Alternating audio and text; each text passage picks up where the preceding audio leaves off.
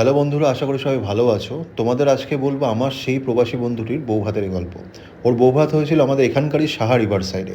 আর এলাহি arrangement করেছিল। আর makeup artist ছিল যথারীতি আমার ওয়াইফ গোধূলি। তো ফার্স্টে তোমাদের নিয়ে যাই এখানকার স্টার্টার কাউন্টারে। তো শুধুমাত্র 15 থেকে 16খানা স্টার্টারই ছিল। তার মধ্যে যেগুলো আমার নিজের খুব ভালো লেগেছে সেগুলো হলো golden fried prawn, cheese ball, veg roll আর ফ্রায়েড চিকেন ওয়ান্টন। যে আইটেমটা আজ পর্যন্ত কোনো বিয়েবাড়িতে আমি খাইনি, কিনে খেয়েছি অবভিয়াসলি।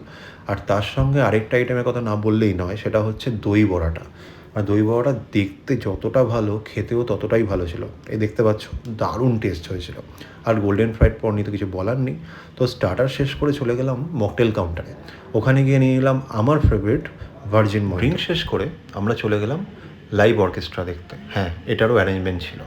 তো গান শুনতে শুনতে গেলাম মেন কোর্সের দিকে। তো গিয়ে নিয়ে নিলাম একটা কড়াইশুঁটির কচুরি, তার সঙ্গে ছিল ছোলার ডাল, আর সঙ্গে ছিল ভীষণ সুস্বাদু কাশ্মীরি আলুর দম।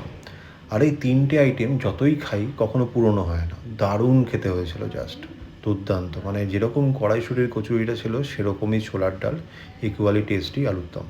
তারপর নিয়ে নিলাম গিয়ে ডায়মন্ড ফিশ ফ্রাই, একদম মুচমুচে, তার সঙ্গে মাটন বিরিয়ানি।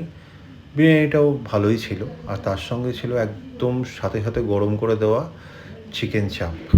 মানে এটা খুব ইউনিক লেগেছে, মানে একদম ইন্ডাকশান ওভেনে গরম করে তার সঙ্গে সাথে সাথে সার্ভ করছে। ব্যাপারটা খুব ভালো। আর এই তিনটে খাবারও কিন্তু ভীষণ ভালো খেতে হয়েছিল। আর মাছটা তো দেখতেই পাচ্ছ।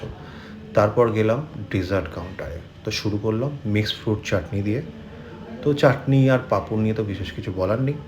তারপর এলো পাঁপড়, রসগোল্লা, মাখা সন্দেশ, আর সবশেষে পান দিয়ে খাওয়া শেষ করলাম।